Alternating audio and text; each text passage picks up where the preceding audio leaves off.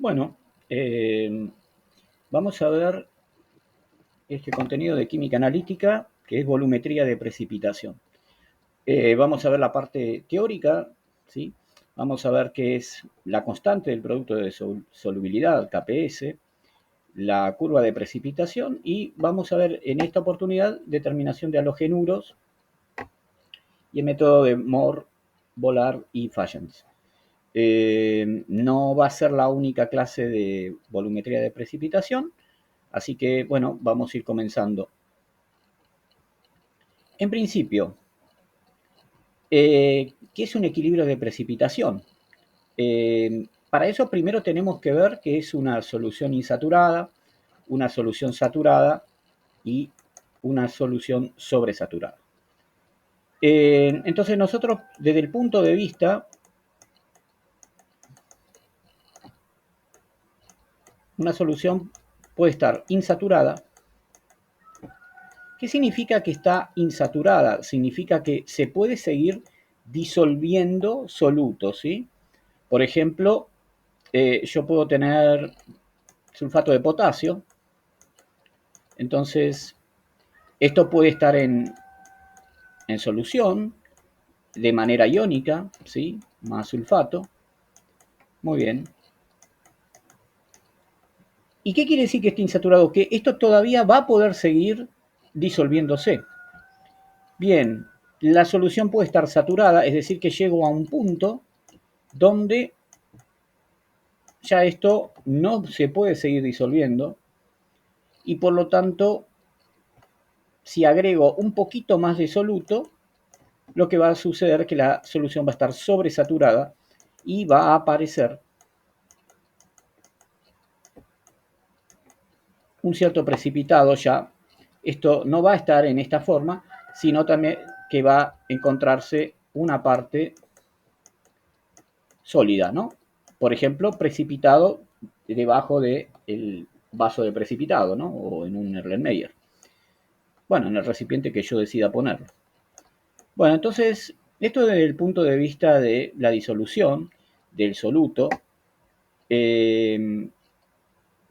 tenemos estos tres casos que se pueden llegar a dar. Bueno, ¿y de qué depende? ¿De qué depende que la solución esté saturada, insaturada, sobresaturada? Depende primero del soluto, de la temperatura y también del solvente, ¿no? Pero en este caso nosotros solamente vamos a evaluarlo con agua, ¿sí? Y también puede llegar a suceder que haya una reacción entre las especies disueltas, ¿sí? Eso también hay que tenerlo presente, ¿no? Que es la fuerza iónica de esa solución. Bueno, ¿qué es el KPS entonces? Cuando nosotros tenemos una solución saturada de un compuesto iónico, el producto de las concentraciones molares de los iones es constante. Entonces la solución seguirá precipitando hasta que se cumpla el producto de las concentraciones en solución y que sea igual al valor del KPS. Por ejemplo, vamos a suponer que tenemos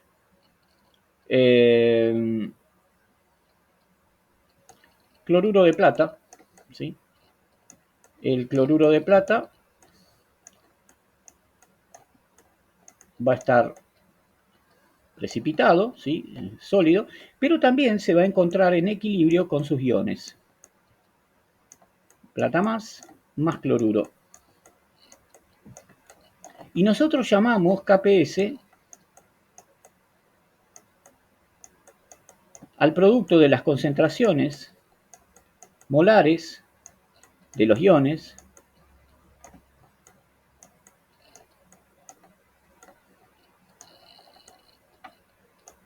cuando la solución está saturada, cada uno elevado a su coeficiente estequiométrico. Acá tenemos uno, entonces iría uno acá y uno acá, ¿no? Bien, entonces esto sería el KPS. Muy bien, ahora, si esto no está en equilibrio, es decir, puede suceder que por algún motivo yo agregue más de esto, entonces ya ese equilibrio se rompe y entonces tendría que evaluar algo que se llama QPS, pero bueno, lo vamos a ver más adelante. Por el momento esto es así. Muy bien. Entonces, tenemos una relación entre la solubilidad y el producto de solubilidad. Cuando el KPS es muy chiquito, ¿sí? Significa que la solución está, o sea, que ese soluto es muy insoluble en el solvente, en agua en este caso. Y si es muy grande, significa que es más soluble. Entonces, vamos a ver la relación que hay entre el KPS y la solubilidad. ¿Cómo lo puedo calcular? Bueno, esto lo voy a calcular de la siguiente manera. Voy a poner acá que si acá se disuelve S, acá se va a disolver S y S, donde S es la solubilidad en concentración molar. Por lo tanto, yo acá en KPS voy a reemplazar S y S acá. Y entonces esto que me queda, S por S, S cuadrado. Por lo tanto, la solubilidad va a ser la raíz cuadrada del KPS. Muy bien. Por supuesto, todo esto depende de los coeficientes que yo tenga acá, ¿no? Así que vamos a ir viendo eso. Bien. Entonces, como habíamos dicho nosotros, las soluciones pueden presentarse en cualquiera de sus siguientes condiciones. La solución no está saturada, o sea, imaginemos que la solubilidad de cierto soluto sea tanto molar, tantos moles por litro. Entonces, si yo tengo una concentración menor que eso, entonces la solución está no saturada o insaturada. Si justo coincide ese valor, entonces, bueno, va a estar saturada. Y si sobrepasa ese valor, por supuesto, va a estar sobresaturada, ¿sí? Entonces nosotros lo que tenemos que hacer es tomar un valor que se llama Q, que tiene la misma forma que la constante KPS, y tenemos que ver si es menor, igual o mayor. Y en esos casos, si el KPS, el QPS es menor que el KPS, la solución está no saturada. Si es igual al KPS, está saturada, ¿sí? Sin precipitación. Y cuando el Q es mayor que el KPS, entonces la solución va a estar sobresaturada y habrá precipitación, ¿sí? Así que, bueno, eso lo tengo que tener presente. A ver, vamos a poner un ejemplo para que esto quede más claro.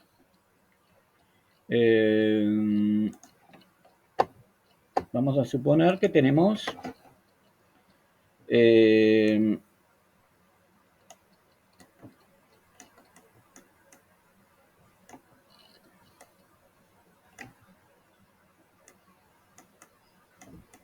dicromato de plata.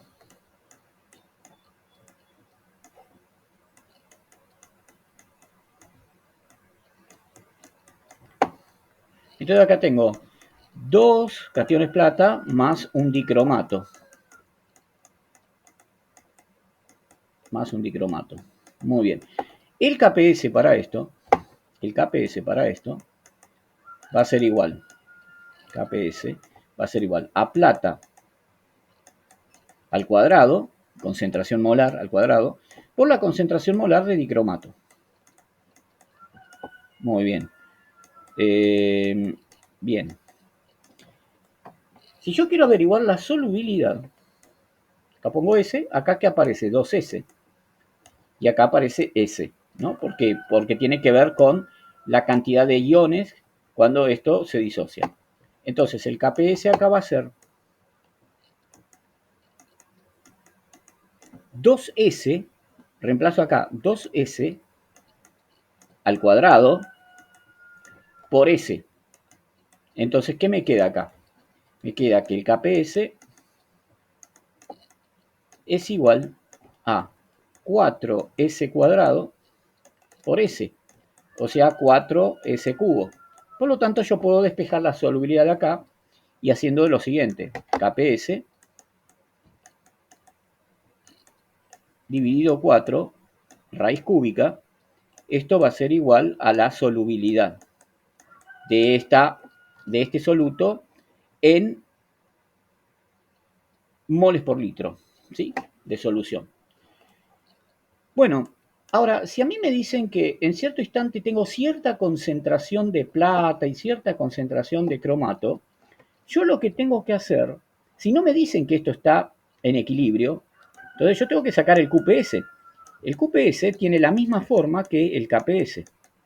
Entonces yo pongo plata al cuadrado, ¿sí? Por cromato, dicromato, perdón. Y bueno, hago la cuenta de cuánto me da esto y comparo si el QPS es menor que el KPS, significa que la solución está insaturada. Es decir, que no aparece precipitado. Tengo estos iones en solución, pero no aparece precipitado. Ahora, si el QPS es igual al KPS, eso significa que está saturada. ¿Sí? Todavía no aparece precipitado, pero estoy ahí en el límite. Bueno, y si el QPS es mayor que el KPS, entonces sí aparece precipitado. ¿Y cuánto precipitado va a aparecer? Va a aparecer una cierta cantidad de precipitado hasta que este valor iguale a este. ¿Sí? Entonces ahí ya va a quedar en equilibrio. Muy bien. Sigamos. ¿Qué factores afectan a la solubilidad? Bueno, uno de los factores se llama ion común. Vamos a suponer, vamos a tomar este ejemplo. ¿Sí? Vamos a tomar este ejemplo.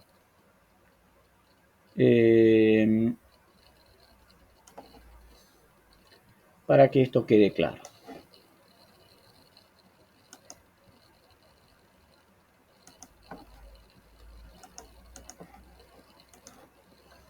Entonces, el efecto del ion común es uno de los factores que afecta a la solubilidad.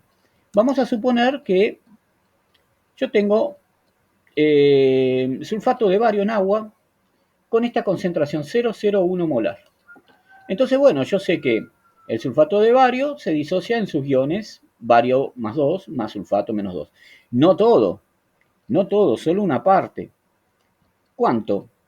Bueno, se va a disociar mientras esto cumpla que este sea igual al valor del KPS, que para el sulfato de bario es 1,1 por 10 a la menos 10.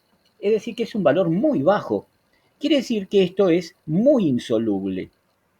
De esto hay muy poquito. ¿Cuánto? Bueno, hasta que esto sea igual a esto. Bueno, por lo tanto, la solubilidad de esto va a ser S, S y S. Por lo tanto, sé que la solubilidad, la solubilidad va a ser igual a la concentración molar de bario 2 y de sulfato. Pero bueno, si yo quiero sacar su valor, ¿qué voy a hacer? Y bueno, KPS igual, bueno, a bario 2 por sulfato, entonces S por S, S cuadrado. Con lo cual, la solubilidad me da la raíz cuadrada del KPS. Bueno, ¿eso cuánto es? Eso es 1,05 por 10 a la menos 5. 1,05 por 10 a la menos 5. O sea, 0,0000105 molar. ¿Sí? Esa es la solubilidad. Bien. Por lo tanto, si nosotros pusimos 0,01 molar, ¿sí? De sulfato de sodio, de sulfato de bario, perdón, esta sería la solubilidad, 0,01 molar es sulfato de sodio, perdón. Bueno, por lo tanto, esto es lo máximo que nosotros podemos tener en solución de sulfato de bario para que no precipite, ¿ok? Bueno, pero ahora nosotros vamos a agregarle 0,01 molar de sulfato de sodio. Bueno, sulfato de bario es esto, y sulfato de sodio es esto. Con lo cual, estamos viendo claramente que estamos aportando un ion común. Ese ion común es el sulfato, que también aparece en el sulfato de bario. Por lo tanto, ahora la cosa va a cambiar. Ahora, ¿qué vamos a tener nosotros? El sulfato de bario que me aporta los iones bario 2 más sulfato. Y esto, recordemos que si esto tiene una solubilidad S, esto es S y S. Pero ahora además estamos introduciendo 0,01 molar de sulfato de sodio. Entonces estamos introduciendo 0,01 molar más a lo que me aporta de sulfato el sulfato de bario. Por lo tanto, ahora voy a recalcular esa concentración. Entonces hago Kps igual bario, que es S, la solubilidad, por S más 0,01. Entonces, ¿esto qué me queda? Que Kps es igual a S cuadrado más 0,01 por S. Y por lo tanto, esto me queda S cuadrado más 0,01 de S menos Kps igual a 0. Entonces acá tengo una cuadrática. Por lo tanto, yo tengo que resolver esto. Y observemos qué es lo que nos da. Esta cuentita a nosotros nos da que la solubilidad ahora, en presencia de este ion común, es 1,1 por 10 a la menos 10. Pero antes de eso, antes de haber agregado el sulfato de sodio, la solubilidad era 1,05 por 10 a la menos 5. O sea que tenemos que prácticamente se hizo 100.000 veces menos soluble. Lo cual quiere decir que cuando yo introduzco un ion común, por efecto del principio de Le Chatelier, el equilibrio se desplaza hacia el lado contrario, o sea, a la forma no ionizada del sulfato de bario. Entonces, cuando yo estoy agregando un ion común, no siempre, pero si tenemos en cuenta solamente el efecto del ion común y no otros efectos como la fuerza iónica, lo que está sucediendo es que ese soluto es menos soluble. ¿Sí? Por lo tanto, este concepto lo tengo que tener bien presente. Muy bien. También tenemos que tener en cuenta cuando esos iones, o alguno de ellos, puede interaccionar con un protón, o sea, que va a depender del pH. ¿Sí? Por ejemplo,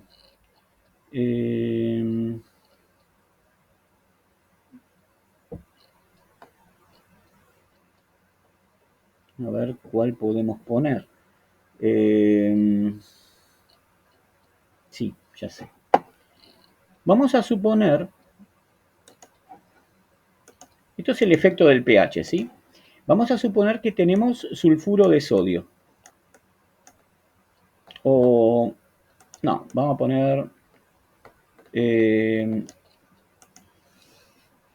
a ver, uno más insoluble todavía.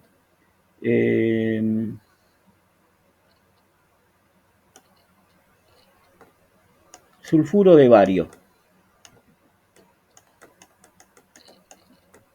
Nosotros vamos a tener el ion bario más 2 más sulfuro. Su Kps, bueno, esto S y S, la solubilidad. Su Kps va a ser bario más 2 por sulfuro. Ahora, ¿qué pasaría si yo a esto le agrego un ácido? Por ejemplo, ácido clorhídrico. Si yo le agrego ácido clorhídrico a esto, este ion sulfuro lo que va a hacer es tomar un protón, sulfuro, más protón, y se va a transformar en esta especie, sulfuro ácido. Y el sulfuro ácido también va a tomar otro protón, generando este gas, sulfuro de hidrógeno. ¿Sí? Entonces, ¿qué está pasando acá? Lo que está pasando acá es que este ion se está retirando. reaccionando con esto, en presencia de un ácido. O sea, es dependiente del pH, entonces, ¿sí? Cuanto menor sea el pH, significa que la solución es más ácida, entonces la reacción con protón del sulfuro va a ser mayor, en mayor extensión. ¿Y eso qué significa? Que al retirar esto, por principio de Le Chatelier, la reacción avanza hacia el lado de los productos, o sea, se va a formar más sulfuro, ¿sí? A medida que va reaccionando con el ácido. Lo cual implica que este soluto va a ser más soluble. ¿Por qué? Porque estoy retirando de esta reacción el sulfuro que se forma y que se transforma en esto y en esta especie, en esta y en esta especie. Con lo cual, puedo decir que en un medio donde alguna de las especies puedan formar parte de un equilibrio ácido-base, esa especie, ese soluto, en este caso el sulfuro de bario, va a ser más soluble. Entonces, por ejemplo, si yo tengo algo muy insoluble, por ejemplo el sulfuro de bario, lo que voy a hacer es solubilizarlo más cuando le agrego un ácido. ¿Sí? Entonces, ese es un mecanismo como para solubilizar algo insoluble, siempre y cuando alguna de las especies participe en un equilibrio ácido-base. Bueno, entonces, con este video terminamos por hoy. La próxima clase vamos a seguir con otros factores que afectan al equilibrio y vamos a empezar a ver la parte de titulación. Bueno, gracias y nos vemos.